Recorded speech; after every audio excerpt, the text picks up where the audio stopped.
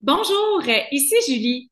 La majorité des personnes qui souhaitent démarrer leur propre garderie sont déjà au courant que la première étape, c'est de s'assurer de démarrer sa garderie dans un secteur qui prévoit être en déficit de place. Là n'est pas le problème. Je reçois plusieurs questions de personnes qui me disent qu'ils ne sont pas capables de trouver exactement leur secteur, donc ils n'ont aucune espèce d'idée à savoir si le secteur convoité sera ou non en déficit de place. Je vous fais un petit tuto si jamais c'est le cas et je crois que ça va grandement vous aider. Alors, sans plus tarder, je vous partage mon écran.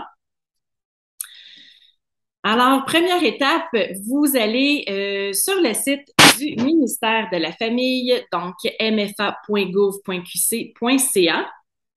Sur leur page d'accueil, dans l'onglet Services de garde, vous descendez là pour les besoins de la cause, que ce soit une garderie en installation ou en milieu familial. On va cliquer ici.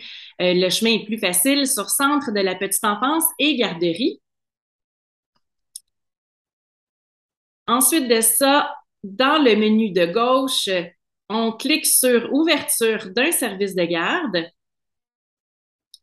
On descend dans la section garderie. On clique sur Demande de permis directement au ministère. Je sais que le chemin est long, là, mais ça vaut la peine. Donc, la nouvelle page ouvre, on déroule le rebord. À la fin de démarche étape numéro 1, il y a un lien juste avant l'étape numéro 2, estimation statistique sur l'offre et la demande de place en service de garde éducatif à l'enfance. Alors, on clique sur le lien. Et là, à gauche, vous avez vraiment tous les liens utiles. Donc, entre autres, le tableau pour pouvoir voir si votre secteur prévoit être en déficit ou non. Mais le problème avec ce tableau-là, c'est que ça fonctionne avec les noms des MRC. Donc, si on ne sait pas le nom exact de la MRC, où est-ce qu'on souhaite démarrer la garderie, ça peut être problématique. On va prendre ici, par exemple, le secteur de l'Anoret. Donc là, j'ai cliqué pour télécharger directement le tableau.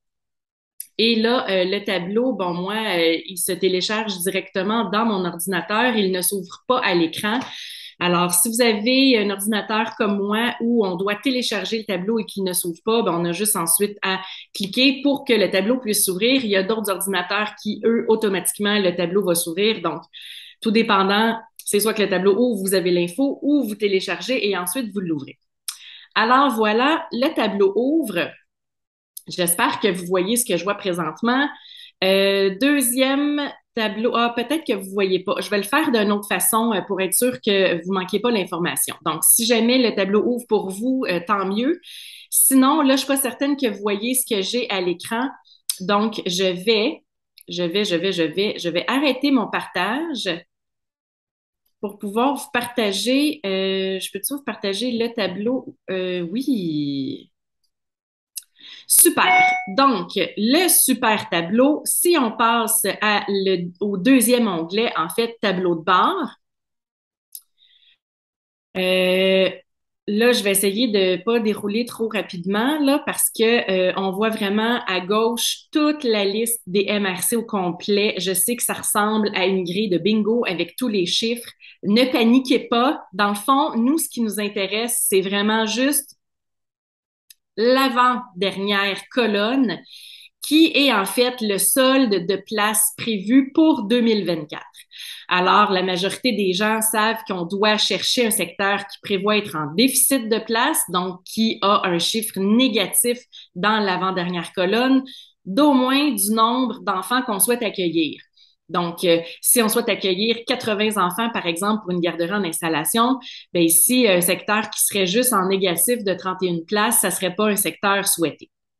Alors, fermez vos yeux si je déroule trop vite, 2 petites secondes. Là, par exemple, on cherche le secteur de l'Anoret. Alors là, on va regarder dans la colonne de gauche le nom du territoire. N'oubliez pas que ça fonctionne avec les noms habituellement des MRC. Et beauté de la chose, ils ne sont pas en ordre alphabétique. Alors, on peut essayer de voir. L'Anoret, c'est proche de Repentigny, Lavaltrie, c'est avant Trois-Rivières. Donc, on peut essayer de descendre trouver peut-être quelque chose qui pourrait ressembler à ça. Donc là, on est plus Laurentide. Là, on tombe sur la rive sud. Donc, vous voyez, on le trouve pas. OK? Puis là, bon, là, je le fais vite, là, mais je l'ai cherché avant et effectivement, on le trouve pas. Donc, on a l'Assomption, Repentigny ici, le secteur 1402, 1403, mais comme on voit, ben, Lanoraie est pas écrit. Alors, qu'est-ce qu'on fait dans ce temps-là? Je vous explique, je vous reprends ici. Il y avait dans le site du ministère de la Famille un autre document qu'on aurait pu ouvrir. Alors, je repartage mon écran. Je suis capable d'aller voir le tableau du ministère. Sinon, je vais le faire d'une autre façon pour vous. Oui, c'est ça, exactement. Alors, on a ici carte des taux de couverture pour 2024. Alors, on a l'autre pour 2021. Évidemment, c'est pas important de prendre celui-là parce que celui-là, c'est même plus en date du jour, c'était avant. Donc, ça fonctionne plus. Nous, on veut savoir à l'avenir, c'est quoi les besoins dans le secteur convoité. Alors, on doit vraiment ouvrir carte des taux de couverture 2024. Et là, j'espère que ça va fonctionner. C'est sûr que là, le système est un peu plus lent parce que j'ai le système Zoom également d'ouvert en même temps pour être en mesure de vous montrer, de vous parler. J'espère qu'il va fonctionner. Sinon, je vais trouver une autre façon de vous montrer ça. Donc, normalement, on peut cliquer sur carte ou juste le petit X en haut. C'est pas important. OK, super. Et là, ben, on va voir toute la carte du Québec au complet avec le taux de couverture de 2024. Donc, ici, on peut clairement voir les secteurs qui prévoient être en déficit de place et les secteurs qui prévoient être en surplus de place. Donc, plus le secteur est rouge foncé, plus le secteur prévoit être en déficit de place. Donc, on peut zoomer avec les petits plus et moins à gauche. Donc là, on bouge un peu la carte. Il faut vraiment cliquer pour que ça reste enfoncé parce que si vous faites juste bouger vite, vite, là, ça va vraiment agrandir et bouger la map. Là, vous allez pouvoir peut-être même vous ramasser aux États-Unis. Donc, je suis contente qu'à date, ça fonctionne. Donc là, on cherche le secteur de Lanoraie. Alors, voilà, on l'a ici. Alors, le secteur prévoit être en déficit de place, sauf que on veut savoir exactement c'est qui ce secteur-là, parce que bon, bien que le secteur prévoit être en déficit de place, on veut savoir de combien. Alors, on a juste à laisser la souris directement sur le secteur convoité sans même cliquer et vous allez avoir une petite boîte qui va apparaître avec le numéro du secteur et le nom de la MRC. Là, on voit que c'est écrit territoire BC. BC, c'est pour les bureaux coordonnateurs. Donc, oui, habituellement, ce sont les milieux familiaux qui sont régis par les bureaux coordonnateurs. Là, vous allez me dire, Julie, je suis toute mélangée. Si je veux partir une garderie en installation, mais qu'est-ce que ça a à voir avec les bureaux coordonnateurs? En fait, le ministère de la Famille se casse pas la tête. Ils ont déjà préétabli des régions, des secteurs pour pouvoir justement délimiter les bureaux coordonnateurs pour la gestion des garderies en milieu familial. Ils ont simplement utilisé les mêmes régions, les mêmes cartes découpées de la même façon avec les mêmes secteurs pour ne pas être obligé de se casser la tête. Donc, même si c'est écrit territoire BC, donc pour bureau coordonnateur, on n'en fait pas de cas, ça fonctionne pour en fait les garderies en installation pour le tableau qu'on va retourner dedans tout à l'heure. Alors là, on voit Lanoraie, c'est le bureau coordonnateur, le code du territoire 1401, la MRC Autré. Alors, quelqu'un qui connaît pas vraiment le secteur ou peut-être qui ignore que Lanoraie fait partie de la MRC Autré va venir ici trouver la réponse. Alors, on a dit 1401. Alors, j'arrête le partage pour retourner dans l'autre document, notre fameux document ici avec notre grille de bingo. Alors, on cherche, puis là, je vais vous l'expliquer rapidement parce que c'est quand même intéressant. Ici, en fait, c'est l'offre de place reconnue. Donc, l'offre en 2021, les responsables de services de garde, donc les milieux familiaux, CPE, garderies subventionnées, garderies non subventionnées, l'offre en 2021.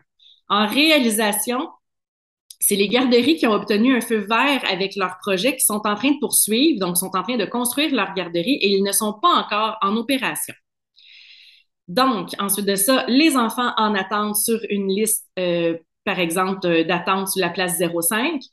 Ensuite, les places qui sont déjà occupées par ces enfants-là et la demande projetée par rapport à la variation démographique. Donc, est-ce qu'il y a eu un taux de naissance plus haut qu'habituel? Plus bas qu'habituel? Est-ce qu'il y a eu, par exemple, des développements de projets domiciliaires résidentiels qui pourraient nécessiter peut-être une augmentation du nombre de places dans un secteur X? Donc, bref, avec tout ça, le ministère de la Famille fait une espèce de calcul scientifique et ils savent, ben pas précisément parce que c'est quand même une estimation, mais ça leur donne en fait une très bonne idée, à savoir le solde de place présentement, le pourcentage de couverture, dans le fond, le taux de couverture, et le solde de place prévu pour 2024. Donc, c'est ce qui nous intéresse avec la couverture. Alors, c'est pour ça qu'il faut vraiment regarder l'avant-dernière colonne. Alors, si on revient à nos moutons, on cherche le territoire numéro, on a dit 1401. 1401, 1401, je vais vous le mettre en haut pour qu'on puisse lire la ligne au complet. Alors, 1401, qui fait partie de l'ANOREC, qui fait partie, je veux dire, de la MRC Autré. On glisse jusqu'au bout. La MRC Autré, dans le secteur de l'ANOREC, prévoit avoir un déficit de place en 2024 de 115. Donc, vous pourriez demander jusqu'à 100 places parce que c'est maximum 100 places pour une garderie en installation au ministère de la Famille. Et comme c'est la première chose que le comité consultatif va regarder quand vous allez envoyer votre demande, il va s'assurer que vous prévoyez ouvrir votre garderie dans un secteur qui prévoit être en déficit de place. Alors déjà là, ben, ça risque de bien s'aligner pour vous. Alors, j'espère que vous avez trouvé de la valeur dans ma vidéo. N'hésitez pas à l'aimer et à la partager si jamais vous connaissez d'autres personnes qui souhaitent démarrer une garderie. Et pour plus de vidéos, n'hésitez pas à visiter ma chaîne YouTube à mon nom, Julie Massaro. Pour plus d'accompagnement, visitez mon site internet au www.juliemassaro.com et il me fera plaisir de vous aider à réaliser votre rêve de démarrer votre propre garderie. Ici Julie Massaro qui vous dit merci et à bientôt.